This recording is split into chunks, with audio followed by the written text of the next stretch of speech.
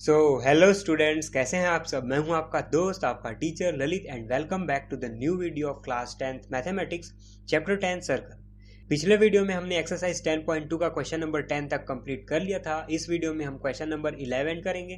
Question number 11 देखते हैं सबसे पहले। फ्रेंड्स, क्वेश्चन नंबर 11 है, prove that the parallelogram circumscribing a circle is a rhombus. मतलब एक पैरेललोग्राम दिया गया है, उसको हमने एबीसीडी मान लिया। उसके अंदर एक सर्कल है जो सर्कमस्क्राइब है, मतलब पैरेललोग्राम ने सर्कल को सर्कमस्क्राइब कर लिया है। तो अगर एबीसीडी एक पैरेललोग्राम है, मतलब अपोजिट साइड्स क्या हो जाएंगे, इक्वल हो जाएंगे एंड पैरेलल हो जाएंगे। मतलब A B equals C D हो जाएगा और A D equals B C हो जाएगा, A D equals B C, है ना। यही है पैरेललोग्राम। लेकिन हमें प्रूफ क्या करना है, A B C D is rhombus. और रोम्बस क्या होता है, ऑल साइड्स इक्वल होते हैं तो हम उसको रोम्बस कहते हैं। मतलब A B equals B C equals C D equals A D. ये कंडीशन हम जब ले आएंगे तो हम ये प्रूफ कर सकते हैं इजीली कि ए बी सी डी क्या है, A B C D is rhombus. तो हम देखते हैं कैसे सॉल्व होगा। फ्रेंड्स, सबसे पहले हमने लिखा given parallelogram ABCD is circumscribing the circle, जो गिवन हमें दिया था। सिंस एबीसीडी इज पैरेललोग्राम तो हम इसको बता सकते हैं A B equals C D और B C equals A D, opposite sides equal होते हैं। हमने इक्वेशन नाम दे दिया इनको, इक्वेशन 1 और 2, और यहाँ पर रीजन लिख दिया, opposite sides of parallelogram are equal. अब हमें क्या लिखना है, टू प्रूव। हमने लिखा A B C D is rhombus, हमें ये प्रूव करना है। मतलब हमें प्रूफ क्या करना है, A B equals B C equals C D equals A D, मतलब ऑल साइड्स इक्वल होते हैं, ये हमें प्रूफ करना है। तो हम सबसे पहले क्या करेंगे, देखो डायग्राम में पैरेललोग्राम सर्कल को जहाँ जहाँ पर टच कर रहा है ना, तो वहाँ पर हमने पॉइंट्स दे दिए, point P Q R S. Okay, और अगर सर्कल को टच कर रहे हैं पैरेललोग्राम के साइड्स, तो हम ये बोल सकते हैं कि ये जो साइड्स हैं वो टेंजेंट है सर्कल से, है ना। टचिंग करना मतलब टेंजेंट बनना, है ना, सर्कल का टेंजेंट। तो हमने इसको टेंजेंट मान लिया। तो हम यहाँ पर लिख सकते हैं कि ये जो पॉइंट ए है, यहाँ से दो टेंजेंट्स बन रहे हैं, टेंजेंट ए पी और ए एस। तो थ्योरम 10.2 से हम क्या लिख सकते हैं, ए पी और ए एस दोनों क्या हैं, बराबर, क्योंकि length of tangent drawn from external point to the circle are equal, है ना। तो ए पी ए एस के बराबर हो जाएगा, बी पी बी क्यू के बराबर हो जाएगा, सी क्यू सी आर के बराबर हो जाएगा, डी एस डी आर के बराबर हो जाएगा, है ना। तो हम इसी को यहाँ पर लिखेंगे। ओके, हमने लिखा now it can be observe that A P equals A S. हमने लिखा A P equals A S, पहले हमने पॉइंट ए लिया। ए पी हमने लिया ए पी हमने पहले लिया, तो हम क्या लिखेंगे, उसी का एक्सटेंडेड लाइन आगे बी पी है, हम बी पी को ले लिए, B P equals B Q. हमने लिख दिया B P equals B Q. अब हमने लिया डी आर, है ना, ए बी के अपोजिट साइड को हमने पहले लिया डी आर।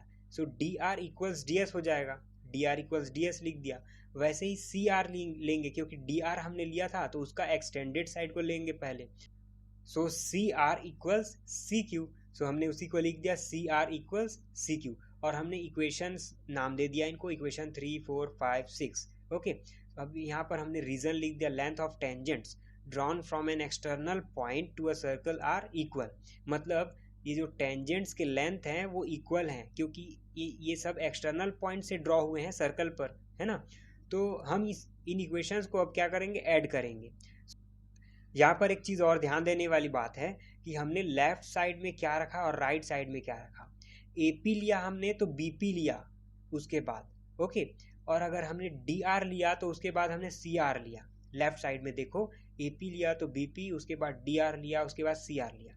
हम डी आर लेंगे फिर उसके बाद सी क्यू ले लेंगे, ऐसा नहीं चलेगा। पहले डी आर लिया है तो सी आर भी लेना पड़ेगा। पहले डी आर लिया है तो उसी साइड में हमें सी आर भी लेना पड़ेगा। बाकी राइट साइड में जो भी आएगा वो ऑटोमेटिक आ जाएगा। हम इन इक्वेशंस को ऐड करेंगे तो पहले लेफ्ट साइड को ऐड करेंगे, तो हमने इसी को लिख दिया, now adding all the equations we obtain. Okay, यहाँ पर इक्वेशन 3 4 5 6 को ऐड करने की बात हो रही है। ओके, हमने ऐड किया तो क्या हुआ, A P plus B P plus D R plus C R, हमने लेफ्ट साइड को ऐड कर लिया, इक्वल्स टू राइट साइड को ऐड करते हैं, A S plus B Q plus D S plus C Q. Okay, हमने right side को भी ऐड कर लिया।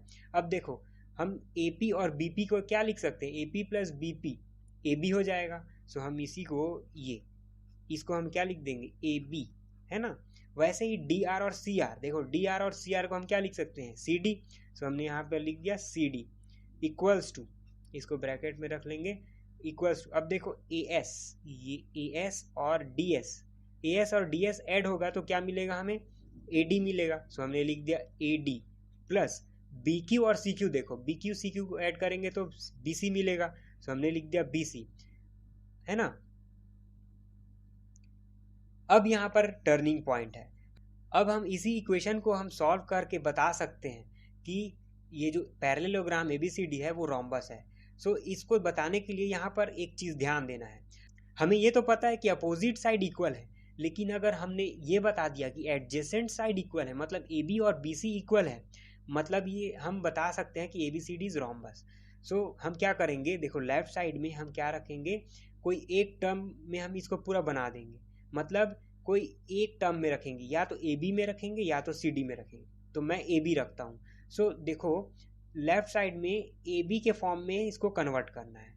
तो CD है, उस CD नहीं चाहिए हमें, AB चाहिए। सो इक्वेशन 1 से देखो CD किसके बराबर है, AB के बराबर। तो हम इक्वेशन यहाँ पर इक्वेशन 1 से लिख देंगे AB तो एज इट इज़ हो जाएगा, और CD को हम AB के फॉर्म में कन्वर्ट कर लेंगे फ्रॉम इक्वेशन 1, है ना। CD AB के बराबर ही होता है।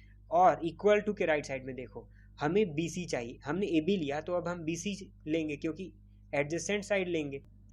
सो यहाँ पर AD को हम इक्वेशन 2 से देखो AD इक्वल्स टू BC है। सो हम AD को क्या लिख सकते हैं, BC, और यहाँ पर BC है उसको एज इट इज लिख देंगे BC। अब देखो AB प्लस AB क्या होता है, 2AB होता है, equals to BC plus BC 2BC होता है। अब लेफ्ट साइड में और राइट साइड में 2 है तो दोनों कैंसिल हो जाएंगे, और लेफ्ट साइड में क्या मिल गया AB, और राइट साइड में क्या मिल गया BC। सो अब इसका मतलब एडजेसेंट साइड को हमने इक्वल बता दिया, तो हम इसको इक्वेशन नंबर 7 बोल देंगे, इक्वेशन नंबर 7 नाम दे देंगे। अब देखो इक्वेशन 1 में और इक्वेशन 2 में AB equals CD, BC equals AD, लेकिन यहाँ पर हमने क्या बता दिया, AB इक्वल्स BC। ये जो दो नीचे और ऊपर के लाइंस हैं, साइड्स हैं, उसको भी हमने इक्वल बता दिया। मतलब अब क्या हो गया, चारों साइड इक्वल हो गए। सो हम उसी को लिख देंगे from equation 1, 2 and 7 AB equals BC equals CD equals AD, है ना। चारों साइड इक्वल हो गए। इसका मतलब मैं यहाँ पे लिख रहा हूँ